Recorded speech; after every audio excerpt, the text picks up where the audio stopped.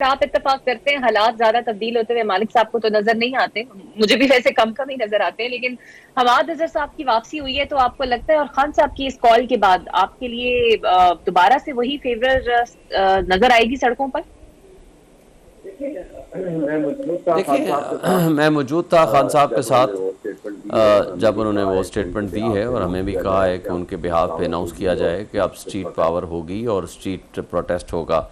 जिस तरह की हरकतें ये शुरू कर दी हैं इन्होंने, लेकिन मैं ये समझता हूँ कि देखें, ये चेंज तो आ चुका है। पब्लिक आज हमारे साथ खड़ी है। आप 9 मई के बाद मैंने को हज़ारों टॉक शोज़ किए हैं, मालिक साहब हमारे दोस्त हैं, भाई हैं। हमें सबसे पहला सवाल ये होता था कि आपके पास कैंडिडेट कहाँ से आएंगे, आपके पास कहाँ से इलेक्शन लड़ने वाले लोग आएंगे, कहाँ से आपका उम्मीदवार होगा। आपका उम्मीदवार होगा तो आपका एक साइंस है इलेक्शंस, बंदे आपके कहाँ से आएंगे, आप कहाँ से ट्रांसपोर्ट मुहैया करेंगे। आपका तो कोई पूरा का पूरी पार्टीज उन्होंने डिसमेंटल कर दी है। क्या हुआ?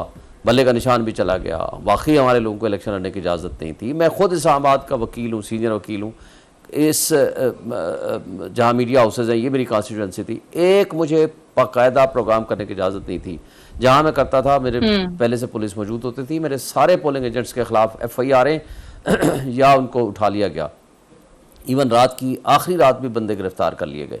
मगर इस सब कुछ के बावजूद आपके सामने है, यानी इस कॉन्स्टिट्यूंसी से इमरान खान साहब ने 93 वोट लिए थे। मैं ये नहीं कहता मेरा वोट है, ये सारा वोट इमरान खान का है, लेकिन उसके नाम पे मुझे 1,05,000 वोट मिला इसी कॉन्स्टिट्यूंसी में। लेकिन बात यह है कि किसी भी जमहूरी तहजीब याफ्ता सोसाइटी में पुरअमन इनकलाब वोट की पर्ची के जरिए आया करता है, और वो आ चुका है। हाँ, अब उसको नहीं मान रहे तो बिलाखिर ये उस दिन का इंतज़ार कर रहे हैं कि जिस दिन कश्मीर में जिस तरह लोग निकल आए, जिस तरह KPK में लोग निकल आए, जिस तरह आज मैं गया हूँ सिंध में।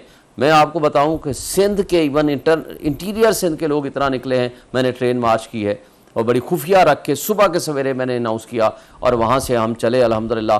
पूरे 22 स्टेशन पे हमारा इस्तकबाल हुआ, और बहुत बड़ा इस्तकबाल हुआ।